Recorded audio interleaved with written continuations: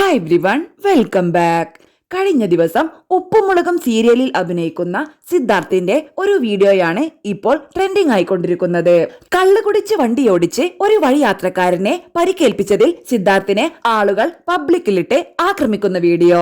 ഇതിനെതിരെ പ്രതികരിക്കുകയാണ് പ്രശസ്ത സീരിയൽ താരം ജിഷിന്റെ വാക്കുകൾ ഇങ്ങനെ: നമ്മുടെ ഒരു സഹപ്രവർത്തകൻ സിദ്ധാർത്ഥ്, അവൻ മദ്യപിച്ച് വണ്ടി ഓടിച്ചിട്ട് ഒരാളെ ആ വണ്ടി തട്ടി. ആ വീഡിയോയാണ് ഇപ്പോൾ സോഷ്യൽ മീഡിയയിൽ കത്തിക്കൊണ്ടിരിക്കുന്നത്. ഇതിനെ ഞാൻ ലഘൂകരിക്കുകയല്ല ചെയ്യുന്നത്.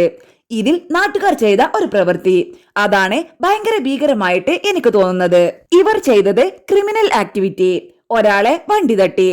എന്നാൽ അവരെ പിടിച്ച് പോലീസിൽ ഏൽപ്പിക്കുക, അതല്ല വേണ്ടത്. അവൻ മദ്യപിച്ചിരുന്നു.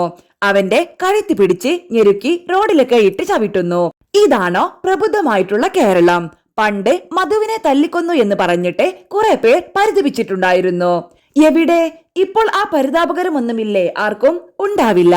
അവനൊരു ആർട്ടിസ്റ്റാണ്, അവനൊരു സെലിബ്രിറ്റിയാണ്.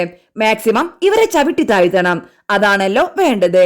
ഇപ്പോൾ കുറെ പേർ പറയും, അവൻ ചെയ്തത് കൊണ്ടല്ലേ അവനെ അങ്ങനെ ചെയ്തത് എന്ന്. ഇങ്ങനെ ചെയ്യാനാണോ ഇവിടെ പോലീസും കോടതിയും ഒക്കെയുള്ളത്? ഈ ലോകത്തെ ആദ്യമായിട്ട് മദ്യപിച്ച് വണ്ടി ഓടിച്ച ആളൊന്നുമല്ല ഈ സിദ്ധാർത്ഥ്. ഈ ക്രിസ്മസ് ന്യൂ ഇയർ ടൈമിൽ മിക്കവാറും എല്ലാവരും മദ്യപിച്ച് തന്നെയായിരിക്കും വണ്ടി ഓടിക്കാറ്.